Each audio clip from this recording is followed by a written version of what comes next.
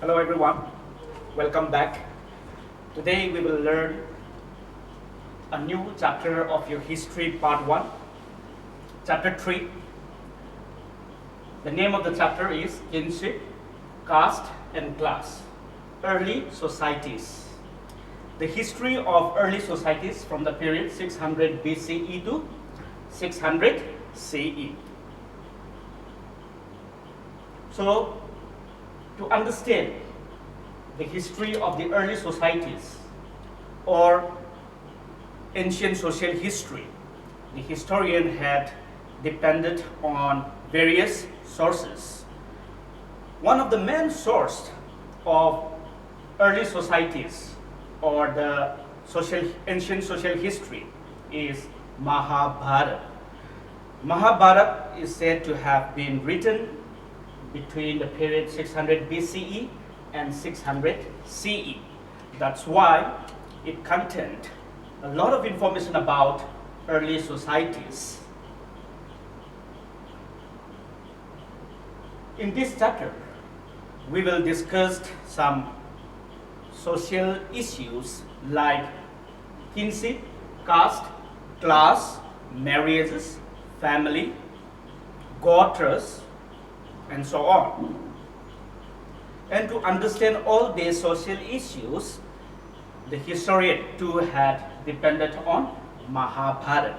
So Mahabharata is one of the most important source of ancient social history or early societies. Okay, let us talk a little bit about Mahabharata.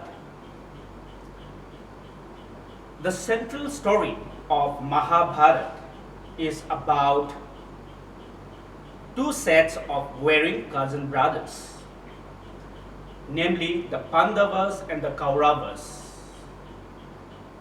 The Pandavas and the Kauravas, they fought with one another over land and power.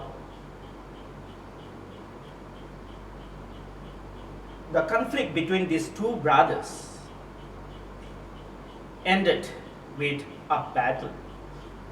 The name of the battle, you all know, Mahabharata. What is meant by Mahabharata? Maha means great. Bharat means, or Bharata means war, the great war. So the conflict between these two brothers ended in a battle, the great war, Mahabharata. The Pandavas defeated the Kauravas brothers. Now after that, patrilineal succession was established. What is meant by patrilineal succession? When the king died, his sons claimed the throne. That is called patrilineal succession. So after the defeat of the Kauravas by the Pandavas brothers, patrilineal succession was then established.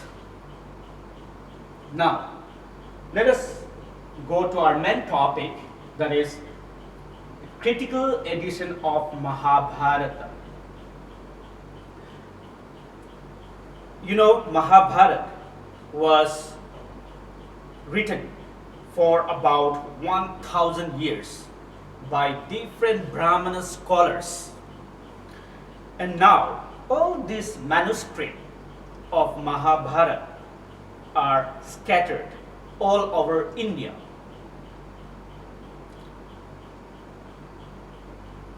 So, all these manuscripts are required to be collected and gathered and published or rewrite. If not, all these manuscripts that are being scattered all over India may soon disappear. So one of the most important work that was left undone in front of the scholars was the critical edition of Mahabharata. Yes, many scholars, both Indian as well as European scholars, have tried to rewrite Mahabharata, but their work was never published. At last, the work of critical edition of Mahabharata was undertaken by V.S. Sukhankar. Who was Sukhankar? Sukhankar was a modern Sanskritist. So, the work of the critical edition of Mahabharata was undertaken by V.S. Sukhankar as the chief editor of Mahabharata with his team comprising about a dozen of scholars. So, V.S. Sukhankar and his team worked out a plan and moved out to different directions, to different parts of India. And what they do there, they collected all the manuscript as much as they can. So after collecting the manuscript, they brought together and compared each and every manuscript. There they came across many common verses. All these common verses were selected and published in different volumes of Mahabharata. The first volume of Mahabharata contained about 13,000 pages. There were many common elements in the Sanskrit version of Mahabharata. There were also many variations, a regional variation.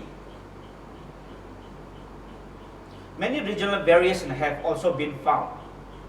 And these variation differences are also being published in another volume of Mahabharata that also containing about 13,000 pages. So, the critical edition of Mahabharata had took them about 47 years to complete.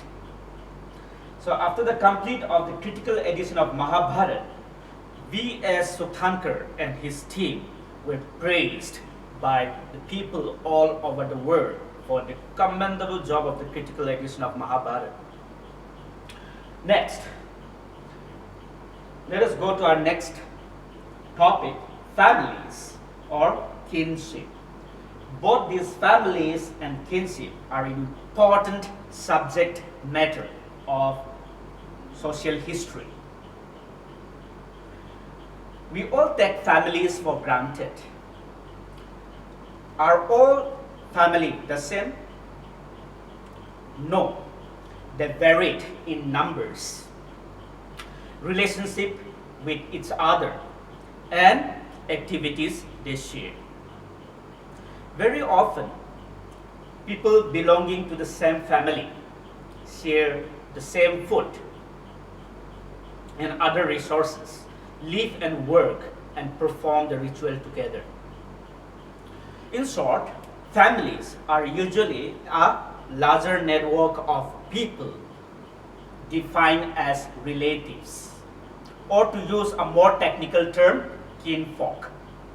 So families, the members of the families are all related to one another.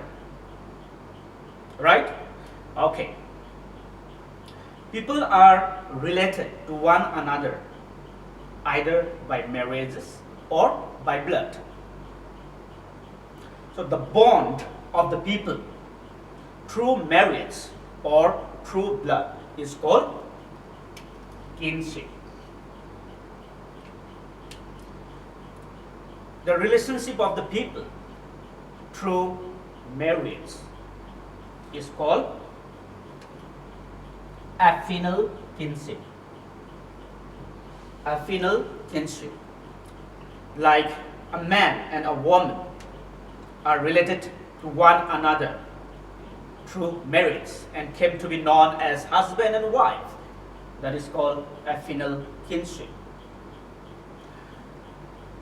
The bond of the people through blood is called consanguineous kinship.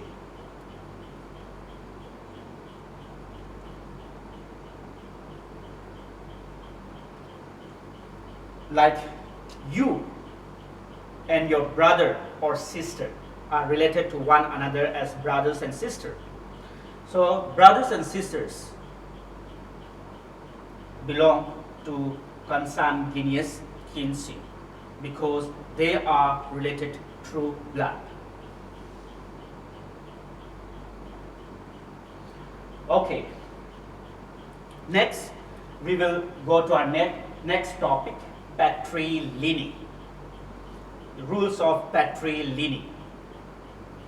Patrilineal is also one of the important subject matter of social history. First of all, let us try to understand the meaning of patrilineal. What do you mean by patrilineal, or define patrilineal, giving you 2 marks? Tracing the descent from father to son and to grandson and so on is called patrilineal. Opposite of patrilineal, matrilineal. Tracing the descent on the line of the mother is called matrilineal. So, under the patrilineal system, the sons have claim over the property of his father, but daughters had no right to inherit the property of her father. But daughters receive gifts from her family member during her marriage. Okay?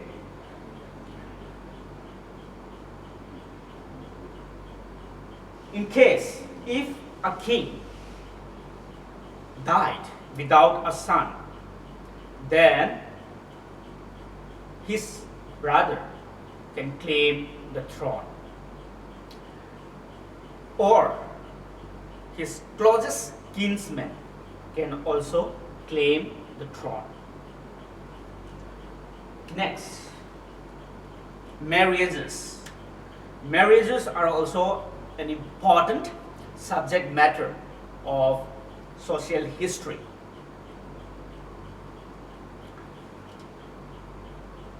Sons were regarded important for the continuity of the lineages, but daughters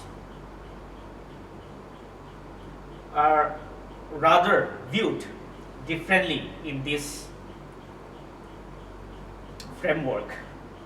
I have already told you that the daughters does not enjoy any right to inherit any resources of the household, but she received gifts from her family member during her marriage. Marriage of the daughters to the outside of kin group was preferred in the early society. This type of marriage is known as exogamy, marriage outside the kin group. Opposite of exogamy, endogamy. There are also people in the ancient time that endogamy system of marriage was practiced. Marrying the son and daughters within the kin group is called endogamy. Marriage of a daughter were well regulated, that the daughters married at the right time to a right person. So this practice had gave rise to a belief that kanyadan as an important religious duty of the father. What do you mean by kanyadan? Kanyadan means the gift of the daughter's hand in marriage. So kanyadan became an important moral duty of the father. According to Dharma Sutras and Dharma Shastras, 8 forms of marriages were practiced in ancient society. How many? 8. 8 forms of marriages were practiced in ancient society, out of which 4 forms of marriages were regarded as a good form of marriage, whereas the latter 4 form of marriages were condemned in the society and was not preferred. Next, we will talk about the gotra of women. Why not gotra of men? For men, it's not a problem because men continue to follow the gotra of his father till he died. But okay, first of all, you must know what is the meaning of gotra. What is meant by gotra? Gotra means clan or lineages. So under this topic, you must know two important rules of the gotra of women. Okay, the first rule of the gotra of women. Women are expected to give up the father's gotra and adopt the gotra of her husband after her marriage. Point number one. Point number two, same gotra could not marry. So these were the two important rules regarding the gotra of women.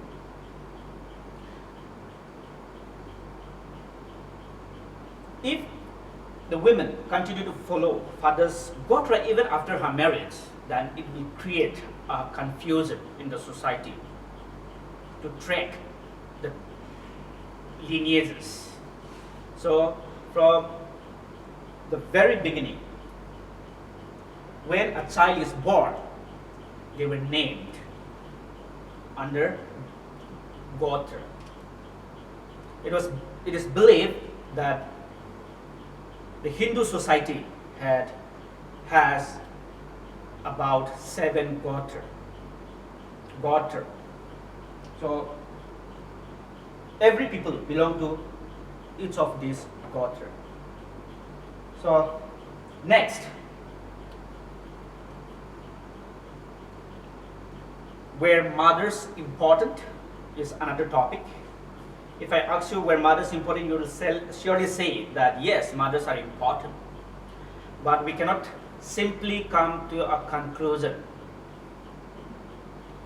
We will try to understand whether mothers occupied a respected status in the society or not in the period between the 600 BC to 600 CE. Let us take some few instances. Satavahanas were polygamous. What do you mean by polygamy?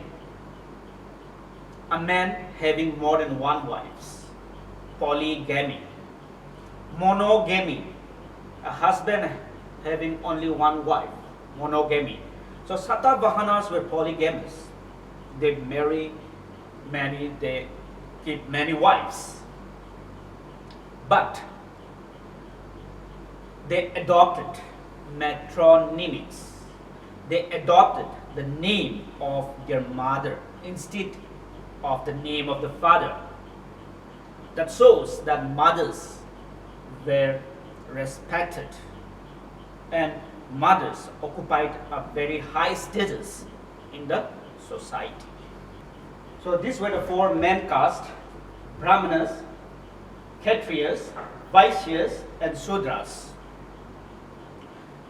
The Shastras, Dharma Sutras and Dharma Shastras, had clearly mentioned the ideal occupation of the 4 main castes.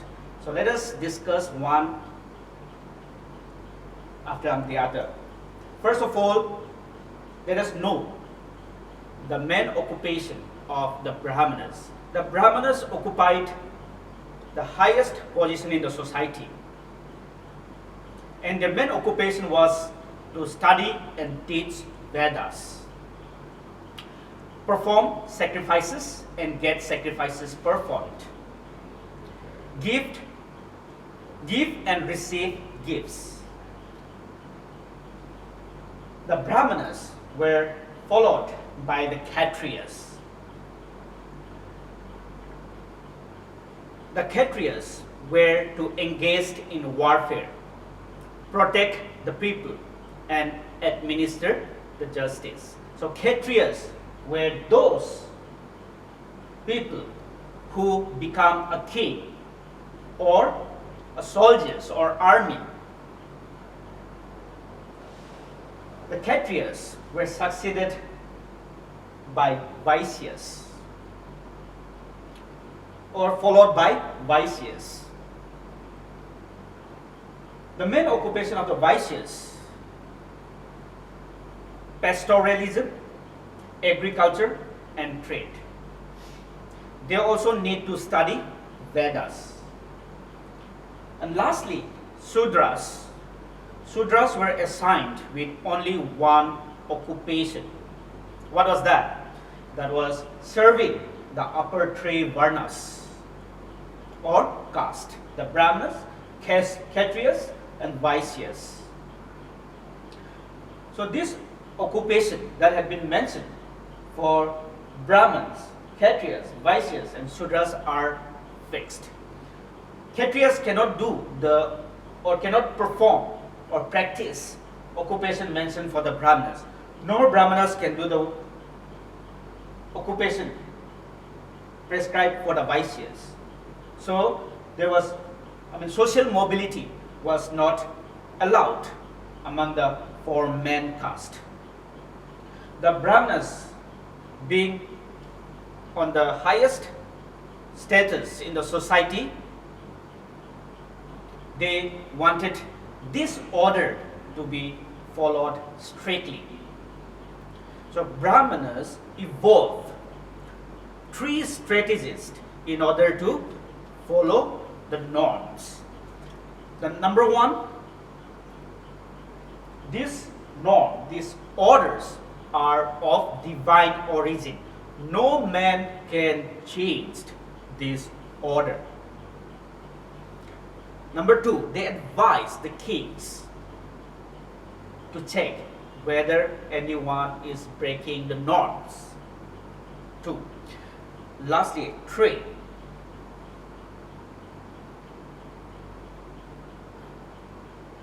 this order was purely based on birth. That means the Brahmana's son will be a Brahmana's, Kshatriya's son will be a Kshatriya's, and so on. So there are also many people who does not come under the framework of our main caste. They are called as outcast or subcaste or jati. So these jatis, I'll use one term, jatis, were not enforced by the Brahmana's norms.